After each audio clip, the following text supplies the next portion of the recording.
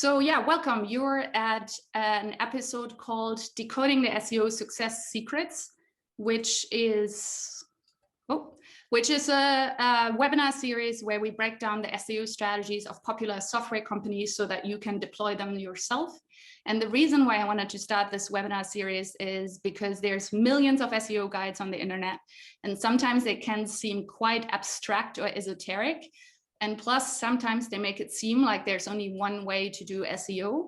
And so we kind of wanted to look under the hood of two companies who on the surface level look very similar. And you would think that they would have a very similar SEO approach, but they actually don't have a similar approach at all. And so the purpose of this is to get very practical, look under the hood of companies, and then make that a series if you guys love the content that we're providing. And so I see we have people from Poland, from Switzerland, from India, and from Belgium. So thank you all for tuning in. And Canada. Sure. Okay. So my name is Andrew Stephen, and I am a co-founder of 3 SEO related companies. I'm at High Voltage SEO, based out of Phoenix in the US, and we are an SEO consultancy there. What we're kind of known for is the fact that my co-founder and the team have done over 400 different tests on the Google algorithm, isolating ranking factors and weighting those and working out the science, I guess, behind the algorithm. Been implementing those learnings into our client work that we do there. And also we use those learnings to build a SaaS tool called Page Optimizer Pro. So that's been running now nearly 4 years. It's got about 10,000 users. And it's basically an on-page analysis tool, which is using our algorithms to compare the page that you want to rank versus the top ranking competitor pages, and giving you guides as to how to go about that. And the third company is IMG, and that's an SEO online training platform. We currently have a little over 30 courses, and it's kind of like the Netflix for SEOs, where you pay like a monthly subscription and you get access to all the courses. Sweet. So that's me. And I think it's important to notice that, as I said in the announcement, Andy's a good friend of mine. He's a person that I learn a lot of SEO tricks and strategies from, and I really appreciate his opinion. And so I really wanted him to kind of like spark the discussion about these two companies. Oh, someone is in a playground and not on mute. So if you can mute yourself, that would be awesome. Thank you. So yeah, my name is Viola. I run an SEO agency called Flow SEO. We mainly work with software companies and digital businesses, and we help them to rank on Google with a strategy that's heavily focused around content marketing. And if you want to learn more about my approach, you can also watch one of my courses on Andy's community, IMG, as well. All right, without further ado, let's dive in. If I'm allowed to switch the slide. No, there we go. There we go. So why did we pick Asana and Trello specifically? I work a lot in the startup space, and I think Asana and Trello are two companies that are very well known in the startup space. Firstly, because a lot of companies use them. So if you ask startups about their project management tools, these are often two names that come up. And then secondly, they are companies that have been very successful financially in terms of growing their revenue. And Trello even got acquired by Atlassian in 2017. And then Asana has been growing massively in the last few years, especially in the last 12 months. And this is interesting because they're only 10 and they're only about 10 years old, and Asana even a little bit younger. And so this really shows that they're a fast-moving company that heavily rely on them appearing in organic search. And I kind of wanted to highlight that and show you guys what you're up to. And so here on the bottom, we see a traffic chart from Asana, and we can see how massively they've grown from 2016 being almost nothing to 2021 being a huge player in the SEO space. So all right, now we got to figure out who is not on mute. I think Safraj Lakdawa. Thank you very much. Sweet. Thanks, guys. If you can stay on mute, I do want you to ask questions. Like, this is going to be interactive. But what we want to do for the question is basically unmute you for your question specifically, because otherwise, yeah, we have a whole lot of background noise. All yeah, right. you can just preferably just put your hand, just raise your hand, and we'll hand the question over. Or if you prefer us to put it in the chat, we can do that too. Exactly. So yeah, that's probably good. Let's do a quick housekeeping intermission whilst I'm fiddling here. Is like, we're going to do a little bit of a presentation where we're decoding the SEO strategy of these two companies. We're going to tell you the things that we've noticed and that we've learned. And then we're going to have like an official Q&A section where you can raise your hand. But feel free to put questions in the chat as we go along, because we're keeping an eye on the chat and we're also going to answer questions like that. All right. So Andy, I'll let you take it away with the first glance at the SEO strategy. Oh, no, I'm not going to let you take it away. I'm going to get started with the first glance at the project management space. So before we dive into what are their top performing pages, what are the strategies that they're having, I wanted to set the stage a little bit with 4 of the most well-known players in the project management tool space. There's Trello, there's Asana, and there's Notion, and there's Monday. And I've just run some basic SEO metrics. And probably the most interesting one is actually the bottom one, which is the organic traffic estimate by 2 SEO tools, Ahrefs and SEMrush. And it gives us an indicator that Trello is doing super, super well and probably has between 4 million and 4.5 million visitors every month. And then Asana is probably half as big as Trello when it comes to monthly visitors.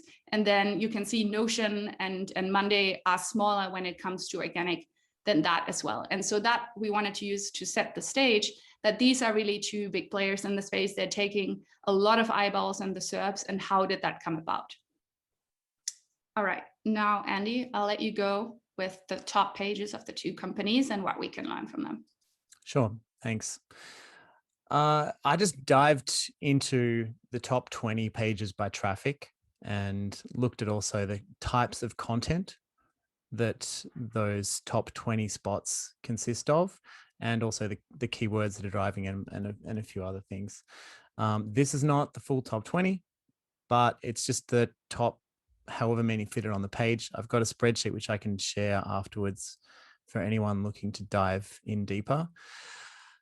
But they tell a very different story between Trello and Asana, actually. So here you can see the top content for Trello.com, and it comprises not a lot of product related pages. There is obviously the homepage is always a top one, and then number 2, phasmophobia.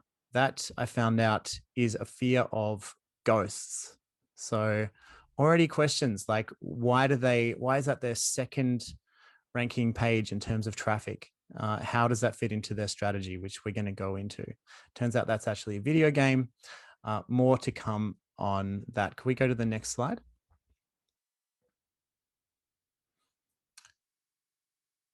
Yep, that one. So here's Asana's top pages, and already we're seeing like it looks a bit different. Homepage first again, and then executive summary example. So something you think might be kind of like top of funnel content, then a lot of product related pages. What's kind of interesting here is you can even see, I think it's like number 7 or so, is actually Asana logo, one of their top traffic pages. So that's kind of showing you what the value of the Asana brand has been through all of the marketing activities they've been doing. They're very well known to the point where people searching for their logo is actually driving one of the most amounts of traffic to their website. And then you can see other variations of top of funnel content in there as well, like the OKR page. Can we go to the next slide?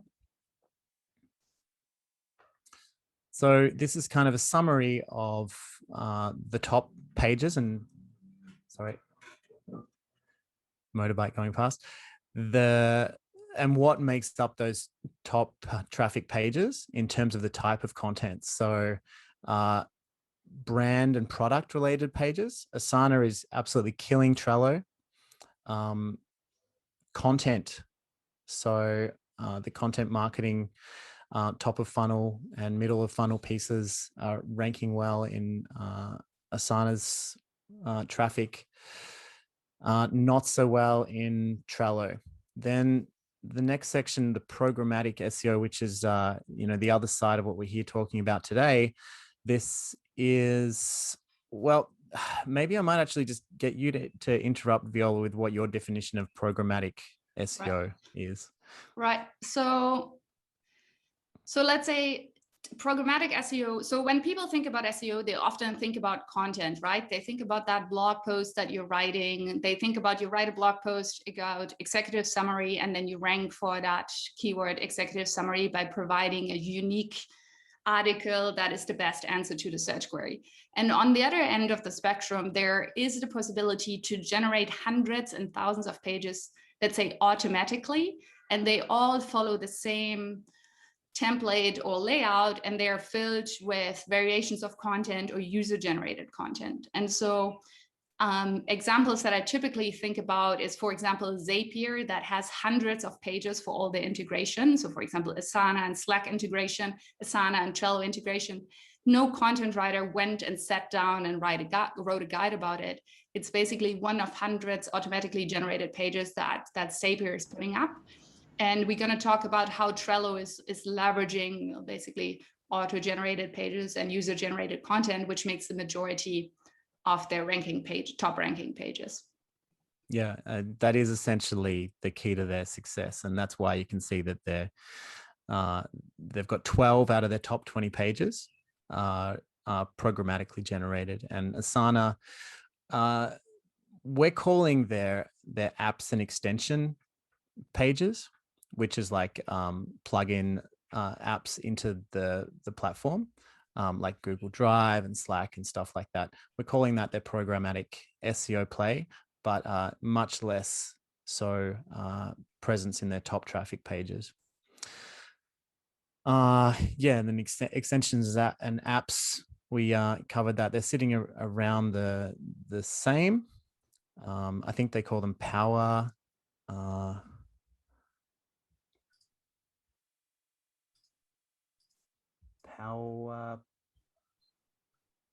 can't find it right now.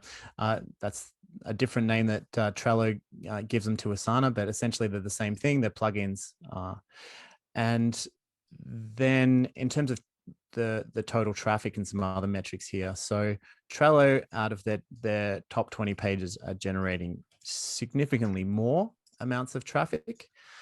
And the keywords on average that they're targeting on those top 20 pages are a bit more difficult in the keyword difficulty scores, which is kind of interesting as well. And I think that is mostly because there's a lot of product pages in the Asana's top ranking pages, including their brand, right? So, and then lastly, the average CPC. This one is really interesting because it kind of tells the story of like what the point is that we're kind of bringing across today. Asana's average CPC on their top traffic pages is much, much higher, showing that the commercial value of the keywords they're ranking for is much greater than the top traffic pages from Trello. Next slide. Yep. All right. Basically, after giving you a quick overview of what will you see when you look in the search, we want to take a deep dive. We're going to look at Asana in detail first, and then we're going to look at Trello in detail as well. And so the first thing to notice about Asana is, and which is something that Andy has been already hinting at, Asana's SEO success is largely based on content and creating good and valuable content. They're heavily focused on English-speaking countries, so they really perform best in the US. They do perform a little bit in Japan, Mexico, Germany, and France, but they're really not pushing translation. So the majority of what they do is written in English, and there's only a handful of core pages that are actually translated into non-English languages.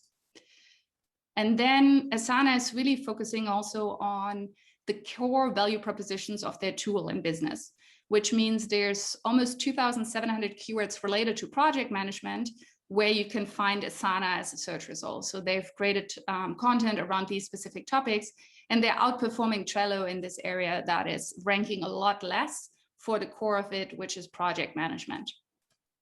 And so even, for example, for the specific commercial intent keyword, project management software, Asana ranks for 336 variations. And so these are often the keywords that software companies and our clients really want to rank for, right? This is their dream. I'm a project management software. I want to be on top for project management software. I'm a accounting software for small businesses. I want to be on the top for accounting software for small businesses.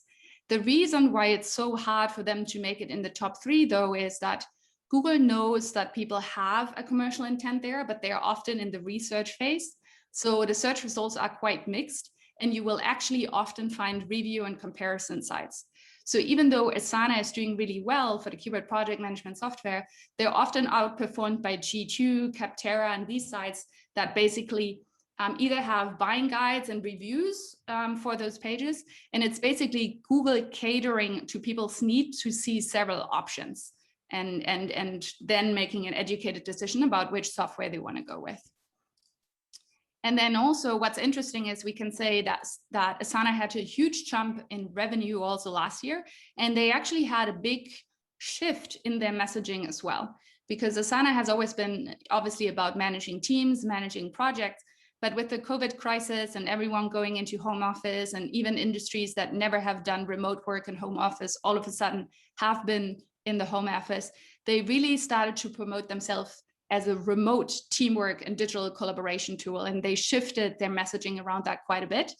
And I think it's nice to see that they rank for more than 300 keywords related to teamwork and also 300 keywords related to task management. And it also shows a little bit that you can shift your focus and perspective on what you're doing with SEO, and it doesn't always have to take for ages. And they really made that shift last year as well, which pretty much exactly a year ago is when they started doing that. Can I just make a comment on the point quickly from the last slide on project management software? Yep. One little tip if you're on the client side and looking to rank for those kind of middle of funnel or problem aware type keywords is to eyeball the search results and to have a look what other pages are ranking for those types of keywords. And like Viola said, Google understands the intent that most people are in the research phase, and it's most common that you're not going to find a lot of specific SaaS products sitting in those SERPs for their websites. It's going to be more comparison type sites being rewarded. So if you see that that's what's making up the majority of the SERPs, not necessarily don't target that keyword, but just keep in mind that you don't want to make that a silver bullet strategy where if that doesn't work, that you've got nothing else to back it up. But the message, look at what Google's rewarding and try and fit your strategy around what Google is rewarding instead of trying to fight against it, because you most likely won't win. Exactly. And sometimes figuring out how can I improve my reviews in Capterra and G2? How can I be part of a listicle? How can I be featured in the top of the listicle? Might be a better strategy to get those eyeballs than actually trying to rank for that specific term. All right, to kind of like show some examples of what Asana is doing with their content, we've pulled up their top 5 non-branded organic pages. And so I will quickly pop into them. And so we can see that one of their best performing pages that they have is this, how to write an executive summary article. And we can see this is kind of your classic long form guide. You can see the keyword appears in the URL, it appears in the first headline. And then it basically starts here, what is an executive summary? And then it really goes into how do you use it? Why is it important for project management? I would say this is still top of the funnel content, branded content. This is still a strategy of creating touch points with people, building out a presence on the web. Of course, they do have internal links, linking and mentioning their product and linking to it. But really, this is more a question of generating touch points with your audience and being a presence in the space than probably straight up getting tons of signups for the actual app. Then the next one that they have is an interesting one, which is their use cases page, and they actually rank super well for the term task management. And you could think that task management would follow the same strategy as executive summary, which means creating a long form guide with the goal to create eyeballs. But Asana has been actually very smart with this, and they managed to rank a page that not just explain what task management is, but it also shows you how you can specifically do it with Asana. So this is a very good page that not only ranks for this keyword, what is task management, but actually has a quite high chance of converting into signups, because it really promotes how Asana is working for task management, what kind of companies they work with. It's full of call to actions. And so that's a really nice way to take a term that could be very top of funnel, but also and then make it very conversion focused page. Then just jumping in the other one, we can see the next one, right? Effective status report. This is another resource. Again, we see the story long form guide. And here they're a little bit more obvious, like with the try reporting for free with Asana with the call to action. But again, this is maybe a little bit more classic of what you think of when you think SEO, which is writing a long guide about topic. Same OKR key results, same long form resources. And then again, use cases, project management, similar story, again, very conversion focused page. And so these are outside their branded terms, the top 5 organic pages. And so which kind of leads us into the next thing is, which is how has Asana actually structured their website into hubs? Where do the resources actually live? How is the blog laid out? And I'm going to let Andy introduce that. Thanks. Yeah, this is something that differs greatly to how Trello is ordering their content, which we'll show you shortly. This isn't all of the content hubs, but it's the main or the top 4 of them. So we'll go into each one separately in a sec, but we got resources, the blog, the templates hub, and the use cases. And I think Viola, you'll start with resources. Yeah, I'll quickly talk about the resources. So the resource center, like I said, they're essentially long form skyscraper guides that they've put a lot of love and attention to. So they have 144 pages indexed for the resources. They get a good amount of links to those pages, which is good to see. But I think it's important to know that out of these 144 pages, 16 of them bring more than 1% of traffic each. So maybe like 16% or so of overall organic traffic comes from those resource pages. So it's really paying off for them to write those long guides, because actually a huge percentage of them ends up ranking super well. And so, really fighting with my navigation here. And so, and then the second hub that they have is the blog. And the blog has a different layout, as you can see, and it also has a different style of posts. Compared to the guides, the blog posts are much shorter, and not all of them are SEO content. So when you go to the blog, you will see a lot of content pieces that do not have a specific keyword.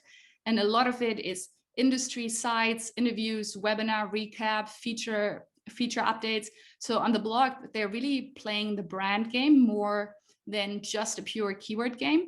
But it's still working for their SEO efforts, because the blog actually also collects a lot of like referring domains and help them build out their authority. And also the blog is their opportunity to create supporting content for those resources. And the blog posts often link to the resources. And so they have a very different approach. They have all the guides and long form articles in the resources, and then everything that is a little bit shorter, a little bit more branded, lives on the blog right now. So the next one is the templates hub, and I'm not sure how well you can see that, but basically it's made up of a bunch of Asana templates that you can access and try out yourself for different industries and different types of work. Trying to get there, sorry. And by that, I'm messing up the slides, but keep talking. Great. So this is really great. I would say this is actually a programmatic play in itself, because it is quite a scalable, templatable SEO strategy. They've only got like 10 examples here, but you could create them for many more. types of use cases. And this is great middle of funnel traffic for people that are actually already in the market for some sort of project management solution. And then Asana has created great pages which are really driving the prospect into seeing Asana as the solution to their needs, with like a trial and showing exactly how you can use the product for the search intent. The next one is use cases. So / uses there. And again, this is middle of funnel type of traffic, problem aware kind of prospects. And this one's really good because it's ranking for terms like, there's a lot of pages in here that are ranking for terms like project management and Kanban board and agile management and types of project management that you can use Asana for. Could you just go back to the previous one quick? Both these hubs, the use cases and the templates, they're generating around the same amount of traffic. It's not insignificant. Not a lot of the pages fit onto the top 20 pages, but they're generating a lot. Like for 20 pages on use cases, they're generating 20,000 visitors a month. And that's actually making up nearly 10% of their overall traffic just through these. And it's about the same for templates as well. More pages though.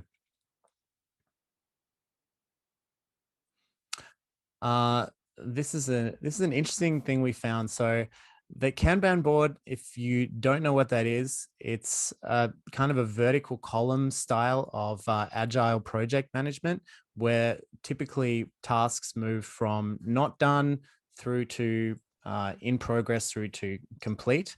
And this is really originally what Trello was built for. That is the core of Trello's product. But actually, Asana outranks them for the term Kanban board, appearing with a video on page 1 and one of the use cases pages in position 11. So yeah, they're beating Trello at their own game with this one. Yeah. Another page which we found, which was ranking in Asana's top ranking pages, was actually Asana versus Jira. This is getting a lot of traffic, and we thought that was interesting because Jira is actually another one of Atlassian's project management tools, and it seems like more people are actually comparing Asana with Jira than with Trello based on the what we see in the traffic reports. But we thought that was a bit weird because they kind of got different uses. But maybe we will have to do that one in a comparison again next time. That's actually the Jira site is actually part of the Atlassian site, whereas the Trello site is an independent site, probably because it was acquired. So in summary for Asana, I'm going with this as like a 60% content SEO play and 20% programmatic and 10% product. The programmatic is with those template pages that we went through for the various types of uses for Asana templates, and the apps and integrations pages. And you've obviously been through all those content hubs, so you know what we're talking about there. And they've also built up a lot of product and brand related pages as well. I think it's a deliberately very diversified SEO strategy that they've put together using different like top of funnel, middle of funnel types of content, mixing in some programmatic, which hasn't performed anywhere near as well in terms of traffic as Trello, but it has probably more strategy behind it, as you'll see. They've invested an enormous amount in content marketing. that's for sure. And in terms of the amount of traffic it's generated, you'll see that it hasn't generated as much traffic, but I would argue it's much more valuable traffic. Out of interest in the research, I signed up for like a white paper or some sort of gated content, and I never got any follow-up emails. And I also never ended up in any retargeting funnels by either Trello or Asana during this process, which I thought was weird because I'm obviously researching a lot of parts of their products. I'm not surprised at this at all. My assumption is that compared to e-commerce, software companies often don't have the same focus on email marketing, but they really appreciate SEO. My guess is if we would have researched Monday, they would have retargeted us a lot. Like they're playing a big paid ads game. And can I quickly add to the summary of Asana? I think what's interesting about them is like they're really well positioned, right? They rank for project management, they rank for digital collaboration, teamwork, etc. They really honed in on their niche and they really create a lot of content in and around that. And they're very focused in that. And so I would say Asana has a very content marketing approach to SEO. And it's also a lot of the things that I do when I work with clients. And so I think in terms of, like you said, creating touch points throughout the entire funnel, and keeping a conversion focus with their use case pages, with their templates, etc. I think Asana is doing a really, really good job. And despite only having half the amount of traffic from Trello, I feel like they're a little bit of a poster child for SEO. I feel like they really have a lot of things to learn from that they did really well. Shall we dive into Trello? Yeah. All right, so yeah, we're like 34 minutes in, so we gotta go through this effectively. So basically, Trello's success secret is the compound effect. So to kind of like take that away and or give the spoiler away. Trello also performs super well in the English-speaking market, so they do super well in the US, UK, Australia, Canada, and India. But they already are very different, and they also do focus on project management. So they do have 755 keywords related to project management that they rank for. They have about 490 keywords that they rank for related to Kanban, which is really the core of their product. So I'm kind of surprised, I think, in this way that it's only 490 for Kanban. And then as we saw, also getting outperformed in those areas by Asana. But this is mainly because they have a very different strategy. And the part one where their strategy is different is that they actually have a multi-language approach. And so you can see on the right, kind of like the list of languages that they have keywords ranking for. And so they actually translated a huge chunk of their pages. They have native content in Vietnamese, they have content in Russian, like the screenshot there. They have Spanish content, they have German content, they have French content. And to give a very bold overall statement, I think in most cases, it's probably easier to rank in pretty much any language than it is to rank in English. And so part of the reasons why they have such a huge amount of traffic and so much more than Asana is that Asana is largely focusing on English language, and Trello has all of these other languages and is probably doing quite well for them. So even though they might not be the strongest in English, they're doing super well in a lot of other languages. And that's already a big strategic different approach. And I think if you do have a strong market in any other country and there you have the budget or opportunity to create content, that is actually can be actually a quite profitable SEO play, because it's probably going to be easier to rank for this just because it's going to be less competitive.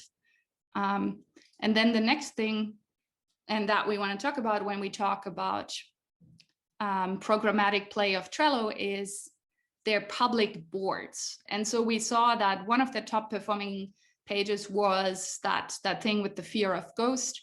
They also rank super well for the term Project Jojo, which is a game that also 45,000 people look for every single month. And so this is basically the setting, right? When you create a Trello board, you can set it to private, you can set it to within your organization, or you can set it to public, where everyone on the internet, including Google, can see this board. And this is what a lot of online communities have used to organize themselves in the gaming space, for example, to share their strategy and cheats. And this is why Trello ranks for many seemingly random terms, is there are those public boards ranking. And you can see how that's a radically different approach from anything that Asana is doing. But to kind of like quickly wrap that up is when the Trello does create content, what kind of content are they actually creating? So I've pulled up the top 5 non-branded organic pages as well. And so let's quickly pop into them. And so one of their top performing pages, and pretty much the only one of their content pages that brings in traffic, is this article. Firstly, you can see it's from 2019, so it hasn't been updated in 2 years. And it's about taking a sabbatical. And I can see how that's somehow related to working, and then having a project management tool is also somehow related to working, but it's still a pretty far stretch from someone wanting to go to a sabbatical to someone signing up for a project management tool.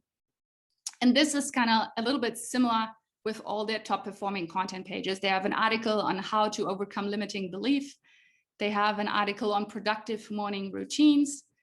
And they have here social loafing, how to get rid of it from your team. And then they have an article, this one, how to use Pomodoro to be more productive at life. I think for me, that's the one that's maybe the closest related to managing a project, being effective.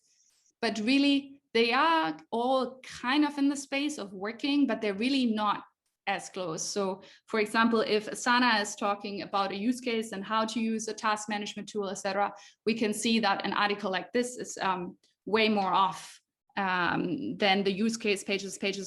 Chance of them actually getting leads from this is also way lower. And so now I need to kind of like pop into my settings for a second and turn my camera back on because my battery is running low. So I'm going here, built in. Okay, can you see me again? Nope. Let's see, where am I in my preferences? While you're doing that, I might start on the next slide. You can't see my screen, but oh, great. Yep, popping back in here. Oh, there we go.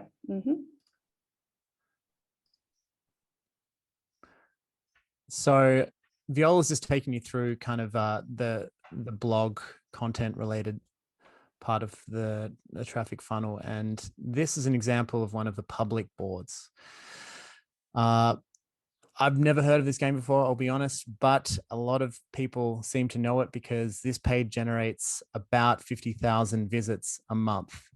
It's all 100% user-generated content, and it ranks #1 for the term Project Jojo, which is some kind of computer game of some sort. I apologize that I've never used it, or I don't really know what it is, but Trello's public board strategy is full of pages like this. This is not even the top traffic public board. It's amazing content because of the user-generated nature of it. So it's naturally going to be very rich in semantic terms that are related to the topic. And of course, it's designed to fulfill user intent because it is in fact generated by the user themselves. So it is terrific in terms of content. Strategically, it's doubtful whether this is actually too relevant to the traffic that they're trying to drive into their product. And the other thing is that with most of their pages that drive traffic being made up of public boards, it's not really their content. Like, they host the content, but this content is actually owned by the community of the game. And I've seen on a few occasions, the pages have been redirected somewhere else. So they've moved them to, say, Reddit or somewhere else. And as soon as that happens, Trello just loses 50,000 visits a month like that. So that's also kind of a weakness of this strategy.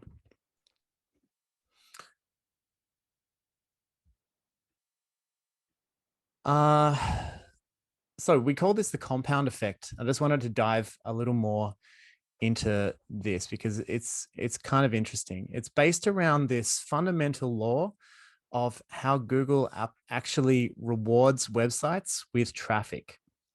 So we use this in our consulting firm, and we didn't discover it, but we've kind of turned it into our own. It was originally published on a blog post by Chris Carter, an SEO, well-known SEO.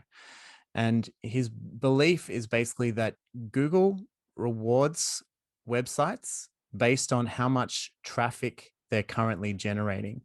So he created essentially like an equation to work out how quickly you can rank for a keyword based on how much traffic your website currently gets. And it goes like, if your website, for instance, generates about 100 visits a day on average, and you average that out over like a month or two, then essentially Google has put you in a tier of like 50 to 100, we call them. We've got a whole kind of grid system of tiers for rewarding with traffic. If you're generating 100 visits a month, 100 visits a day, then you can easily target relevant keywords that are generating around 100 searches a month. If you create content around those keywords that are generating around 100 searches a month, you will very quickly start getting impressions and clicks on those. Now, if you think about Trello doing this across, they have about 6 million pages, most of them being public boards, and each of them are only generating a little trickle of traffic. But as a whole, they make up the bulk of all the traffic that Trello's getting. And every time a new one of these boards is added and generates a little bit more traffic, the tier of keywords which Google is going to reward Trello for increases, which basically means that the keywords that are more competitive become easier for them to rank for. So while this is a completely random SEO strategy and it's not really targeted towards prospects at all, because of the sheer authority that this strategy has put on their website, if you look at their authority scores, it would actually be very easy for them to rank for a lot of high commercially intent keywords because of that sheer authority which Google has given them from all that traffic. So yeah, I just wanted to run through how that works with Trello and explain that. Now, I'm just going to move on to the summary quickly. We've got a little more on Trello and Asana after this, but just to summarize Trello so far, this is definitely almost entirely programmatic play. I've given it a 90% programmatic play, a 5% product brand play, and 5% content. So it's very weak in the other areas of its strategy. Now, I don't even know if they planned this programmatic SEO strategy with the full understanding of what they were doing, but it has been incredibly successful in the amount of sheer traffic that it's been able to generate for them with a very, very small investment other than the costs of the hosting, which, you know, they're free users, so they're not paying for that. But in saying that, I would doubt whether the traffic that they're generating is bringing in much in the way of like commercial value. I doubt if it's bringing many people into their funnel, whether they're getting many trial signups directly from this content. But in saying that, there's also something brilliant about this, because if you think about the main intent with SaaS companies and their funnels is to get people to try their product. That is usually at the bottom of their funnel, is trying to generate trial signups. And while Trello isn't doing that so well, they are getting thousands and thousands of people every single month to use and try their product without them even realizing that they want it. So in a way, that is kind of brilliant, even if it's accidental. And Andy, you and I have talked about this quite a bit in the last week, right? And I think for me, the public boards, in terms of getting commercially valued SEO traffic, it's probably not the right strategy, but I think it's a very good brand play with everyone trying out Trello, with everyone having used Trello in their free time, and everyone who's a private person also has a work. And so there is a certain, I think, secondary effect of those people when they do need to set up a project management tool, if they do need to organize something. Trello is the one they've already used and they might already be familiar with, and it might be the one that comes off top of mind when they are ready to make a buying decision. And so I think whilst it's a little bit of a wonky SEO play in terms of targeting, it might be actually a very, very good brand play that they did there. And I'm sure that Trello is the #1 project management system used by people in the computer game community. Yep. If nothing else, they own that. Yep, exactly. All right, I'm going to let you give us a word on link building. Kind of has to be your I'll word. try and get through this in a couple of minutes. We couldn't do an SEO webinar without discussing the off-page side of the strategy. So here's a little bit on what the top pages have been doing in terms of link building. Next. Firstly, we looked at what's called a topical trust flow. This is a metric from Majestic, and what it tries to do is it tries to look at the categories and subcategories of the businesses which are linking back to these websites, and it gives them scores, like weighted scores. And what you can see here, looking at all 4 of the competitors we analyzed, Trello, we won't go through all of it in detail, but Trello, the highest score was from computers, software, internet, which is highly relevant to a SaaS product.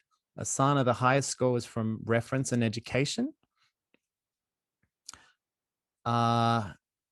Notion, computer data formats, business, transport, and logistics for Monday. So there's like not a tight connection between any of these other than the top scoring one from Trello, which is kind of interesting.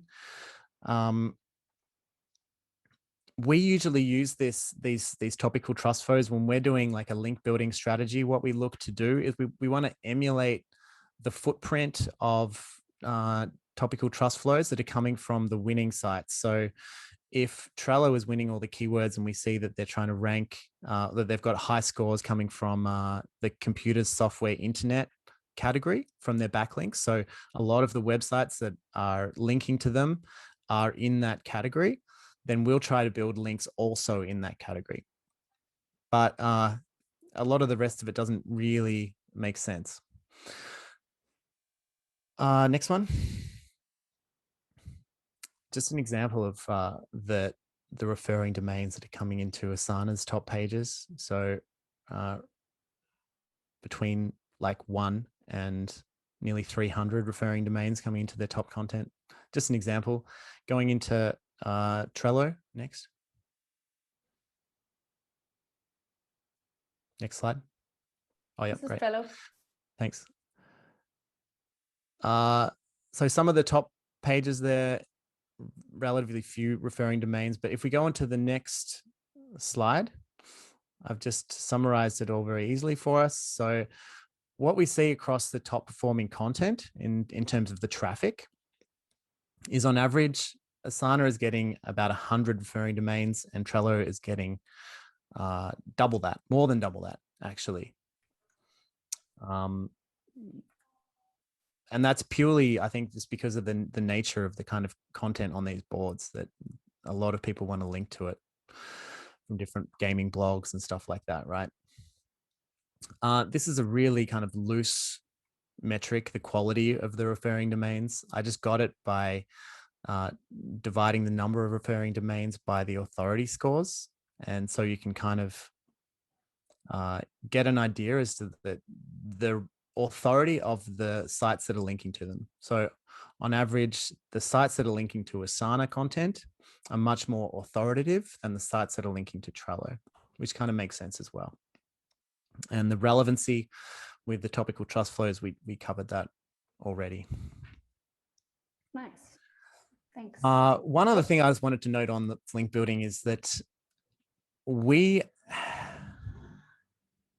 sorry, motorbike again. We have actually used public Trello boards for, we don't currently use them, but we have previously used public Trello boards for our own link building for our client sites for generating like links from Trello, basically. We build optimized public boards for specific keywords from the client.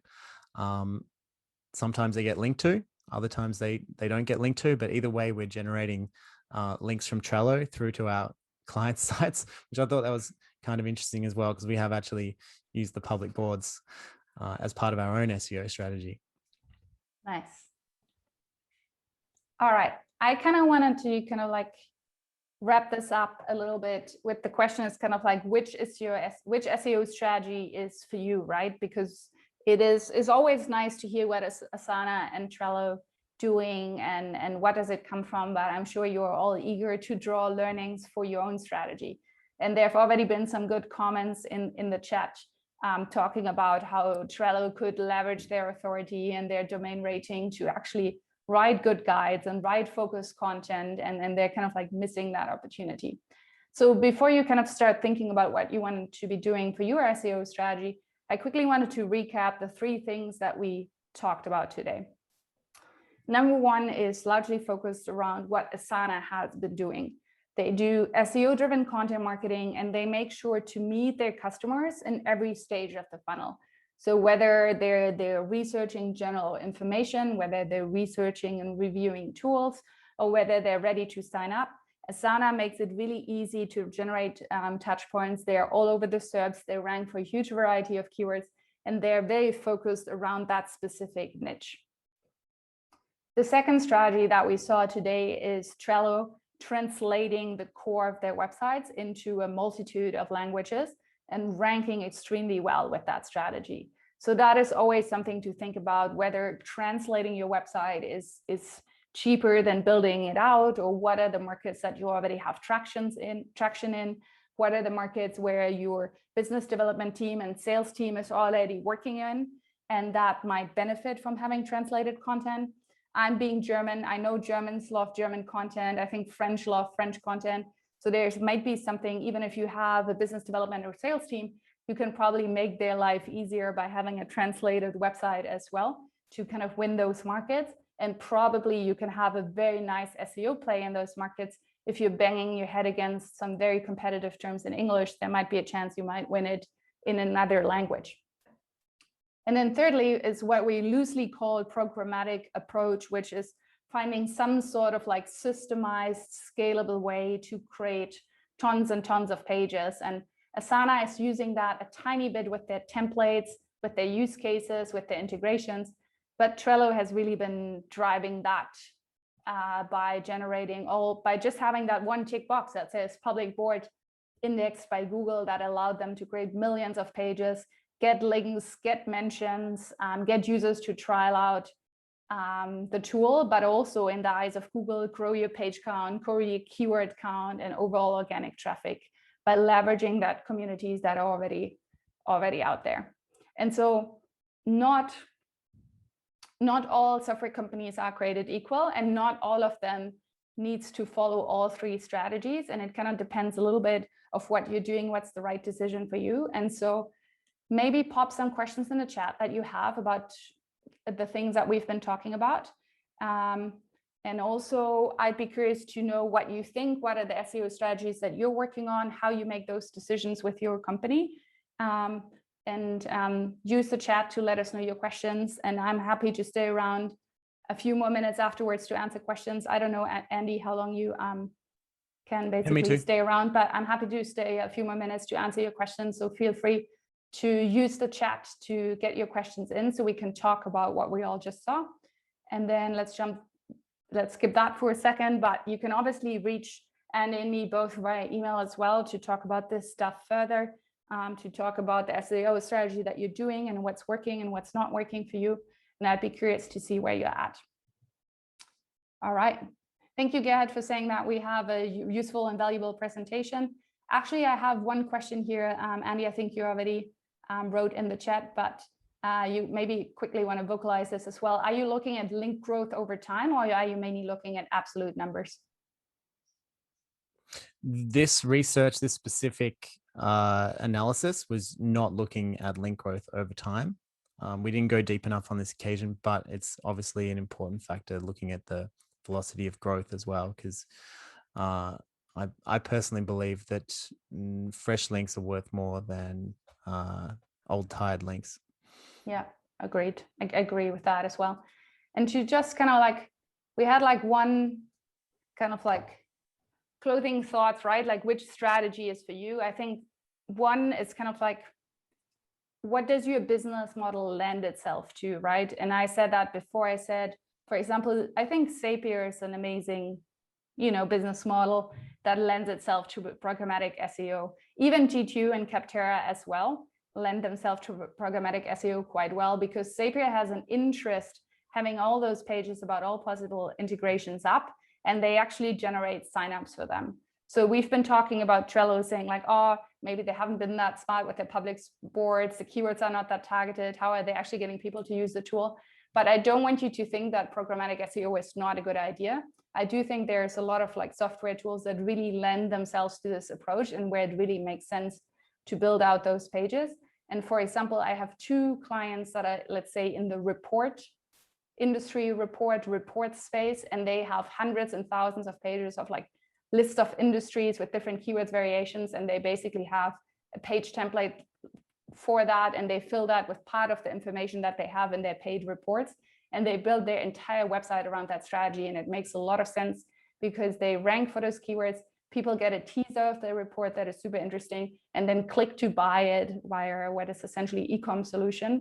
So please don't think that programmatic SEO is never a good idea. It's just an interesting way how Trello did it, and they might have that secondary benefit of a brand play and getting all those people to use the tool.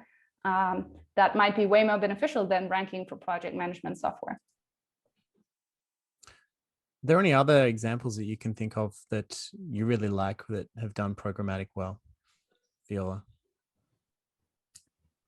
Yeah, well, I would say I like that. Economic reporting, Zapier, G2. You mentioned before, Alternative 2 is what you talked about, which I think is a good one. And I think especially when it comes to software, especially the more integrations and integration partner you have, I think that's really a good part to start thinking about it.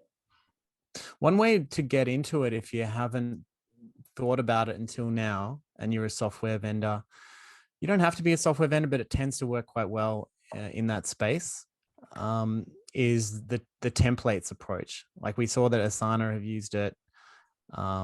It works for so many different types of SaaS products. We've worked for quite some time with FreshBooks. They do accounting software, and they drive so much quality traffic, like really good user intent or searcher intent traffic that's looking for templates for various types of industries. So for invoices. So for instance, graphic designer invoice template, or home builder invoice template, every kind of template you can imagine. There's sometimes just 20 or 30 people a month searching for that kind of template. In other cases, there's several hundred or even thousand looking for those templates. And they've had an incredible success building out these template pages where you can download a Word doc version, a Google Sheet version. And we've used that on a couple of different clients in different ways. It's an easy way to get into it if you can think of templates that you can create. I have 2 thoughts on this, actually. I think one company who does this nicely is actually the time tracking tool Toggle, because they rank also for all kinds of like business related terms. And often these are terms with the keyword template. And then they also actually provide you the template. They don't just have a guide that tells you that the template is important, but they actually meet search intent and give you a template. So I think they are a great example as well. And then Alexei was just saying in the chat, it gets especially interesting if the templates can be user generated. And I think the tool in project management that immediately comes to mind is Notion.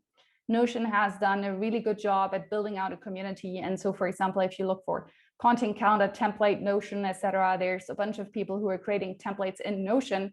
So Notion, the company, doesn't even have to put in the effort to think about how to set up the perfect content calendar.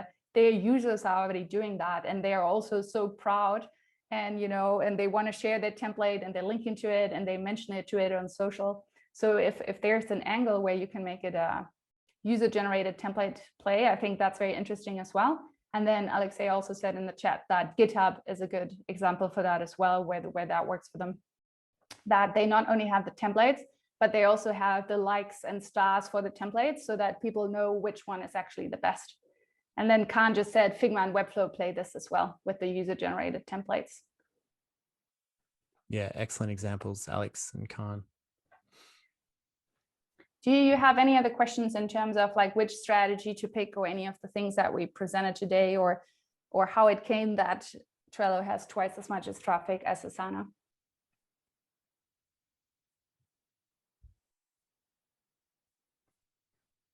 Well, if not, is there anything that is on your heart that you still wanted to talk about? Maybe how you choose the strategy, or anything else that you feel like needs to be said in order to complete the session today? No, I would just like to say a huge thanks to Anna, our designer, who put the slides together. And thanks to you as well for having me. I really enjoyed it, and hope we can continue on the series and deep dive into some other SEO strategies used by different kind of market leaders. Yeah, if you can send us an email or send us a LinkedIn message and let us know how you liked the webinar, what was the part that you liked best, where would you want us to go deeper. I'm super curious, because I've been really wondering, like, what is some type of content that is like interesting, unique, and actionable that I can present and teach. And so this idea of decoding SEO strategies is very dear to my heart, but I want to understand if it makes sense for you as an attendee. So if you can let us know the feedback via email or on LinkedIn, I really appreciate it. And I'm probably going to put on something like that like in a month or so. And so keep your eyes out, follow us on LinkedIn to see when the next event is coming up. And then there was a question, will there be a recording link? Yes, I'll upload this recording to my YouTube channel. I'll also upload it to the Flow SEO blog, and then I'll obviously share it on LinkedIn. So LinkedIn is really, following on LinkedIn is really the best place to stay updated, both about the recording and then about future webinars. And you should have already received an email from me where I will send out the replay as well. So